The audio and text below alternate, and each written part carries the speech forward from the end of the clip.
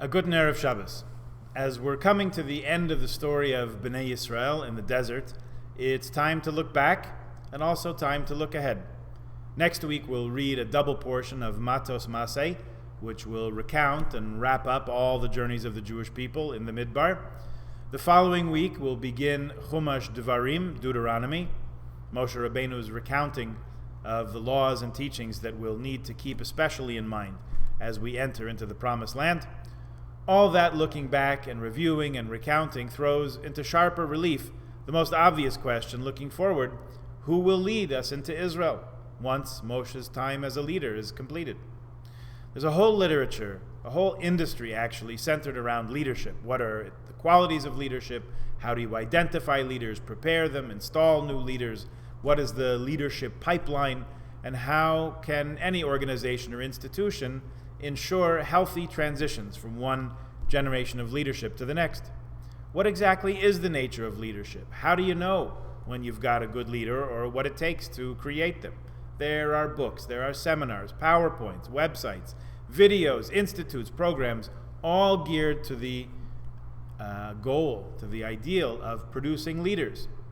You'd think we'd be overrun with expert, talented, competent leadership in all realms of human existence. I'll leave it up to you to decide where we are with that project. Amongst ourselves, we've had a number of conversations in recent months, privately and in groups, about leadership transitions and how eventually the mantle passes to successors. Just under a year from now, the first weekend of June 2022 will commemorate, Ken Ayin Hara, the Platinum Jubilee of Queen Elizabeth II, the first British monarch to reign for 7 decades. May she live long and be well. There'll be a 4-day weekend in the UK, not clear quite yet as to whether that will extend to Canada. Again, may all the celebrations come to pass as planned, and any news reporting has not failed to mention the succession plan for her heir, Prince Charles. As his mother became the longest reigning monarch of the UK, Charles became the longest waiting Prince of Wales. That's one model of succession planning. Lately, our conversations have been more in the political realm, specifically in Israel. Eventually, political leaders lose their luster, and it's time for them to move on before they get chased out of town.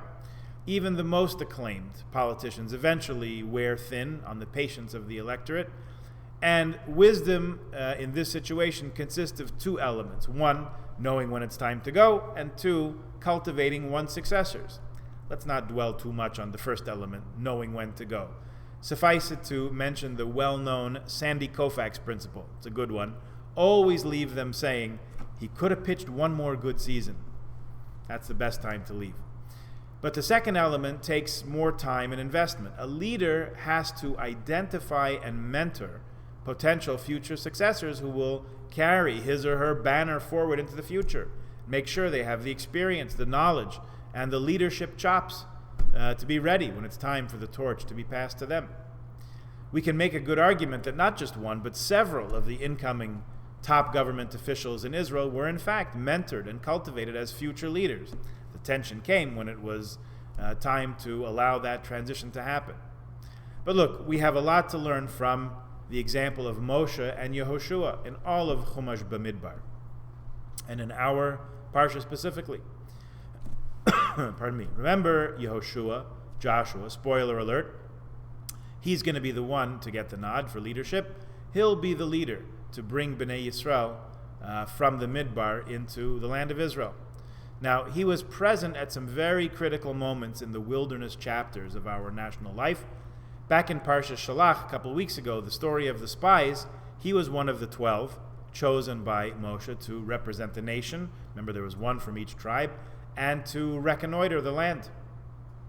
He sort of got an extra bracha from Moshe, who added a yud to his name, changing his name from Hoshea bin Nun to Yehoshua bin Nun.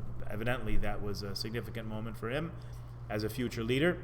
Remember that the original spies episode did not go so well. Only Yehoshua and one other of his colleagues, Kalev, were able to bring back a positive reconnaissance report about the prospects for conquering and settling Israel. However, they were not able to harness and redirect the fears and anxieties of the other 10 spies who came back with a despairing report. which caught the attention of the nation and turned that day into a day of tears for generations. We're actually going to observe the anniversary of that event in just a couple weeks' time on Tisha B'Av. There was a reprise of the spies' mission nearly 40 years later. This time Yehoshua was the leader himself, and he sent in only 2 spies, Kalev, who was his colleague on the first mission, and Pinchas, who gives his name to this week's Parsha. They were a much more compact team and enjoyed greater success at staying focused on the task at hand. Considering how Pinchas rose to a moment of communal leadership at the end of last week's Parsha, taking a sudden crisis firmly in hand and quelling the flare-up, perhaps he could have been leadership material. Why wasn't Pinchas the successor to Moshe?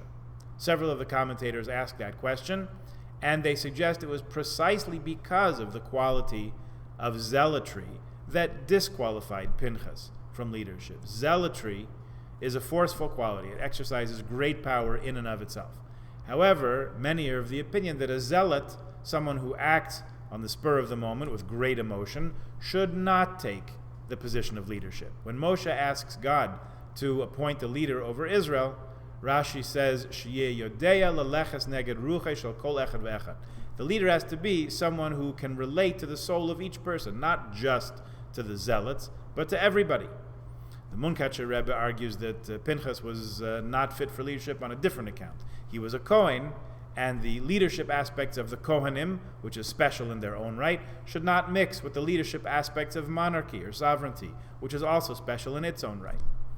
Rashi seems to be saying that the next leader should be able to relate to everyone, or maybe he needs to be able to tolerate the views of everybody. Now, tolerance and appreciation for a diversity of views is certainly a rare quality, one that would be welcome in a leader. It's also not readily found in zealots. Rashi also says erech ruach, uses the same phrase in a different place, means the leader has to have literally a long spirit, which means a lot of patience. He has to have a lot of patience. The one who wants to be a leader has to realize that the position entails much more service than privilege, right? The Jewish people, probably not the easiest group to lead. And as a leader serving both the needs of God as well as God's people, that person's going to wind up taking a lot of advice, if not direct orders. The Or HaChaim explains that this kind of patience and willingness to make space for the views of Am Yisrael in all our diversity of opinion is a real bracha for a leader to possess. Akedas Yitzchak lists discernment as among these essential leadership qualities, emphasizing what we probably should have figured out, that allowing for a range of views does not mean following all of them. The wise leader will be able to sift through all the views and opinions and make clear which are in the national interest and which are not, and keep the negative and potentially harmful ones at bay. The Kli Yakar takes this in a different direction and writes about these aspects of leadership as they pertain to politics and Torah. In the political realms, a leader needs to be able to take in and somehow mediate among all the views and attitudes of the people. The Gemara in Bava Basra pays close attention to the words that God instructs Moshe with. The Torah says, that Hashem says, "V'nasata mehodcha alav." Give Yehoshua, give Joshua some of your glory. That's what it says. Hey, why not all of it? Give him all the glory you got. He's going to need it. So the Gemara there talks about Moshe like the sun and Yehoshua like the moon, sort of a reflected glory. But that can also be on the part of those who were observing. If they put as much trust and faith in Moshe as they did when he was much younger, they would have the quality of the same quality of leader might be now at this juncture in history. The fact of the matter was that the situation was changing, and since new tasks were being set before the people, new leadership was also required. Moshe had what it took to lead the people out of Egypt and to Mount Sinai and through the Midbar for 40 years. The next phase of our history would be different, conquering and settling the land, observing all the mitzvot, because they would all become practicable now that all Bnei Yisrael would be in the land of Israel, setting up a society, an economy, a government, eventually building a temple.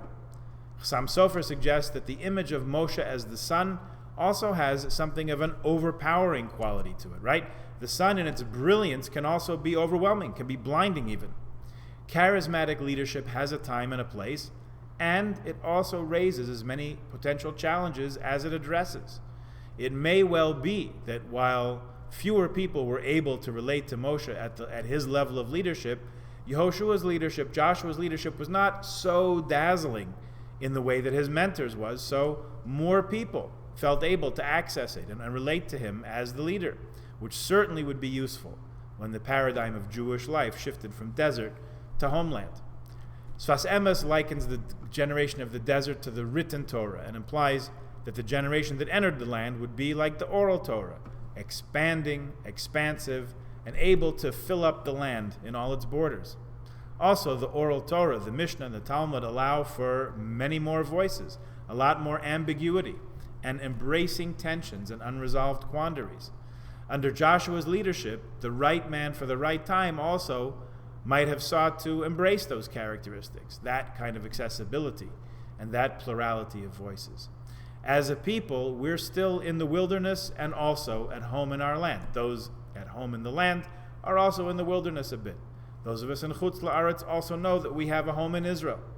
So while Moshe remains Moshe Rabbeinu, his successors, starting with Yehoshua, with Joshua, and continuing to our contemporary sages and leaders, continue to lead us as best they can, trusting in God's blessings and making God's work on earth truly our own. Shabbat Shalom.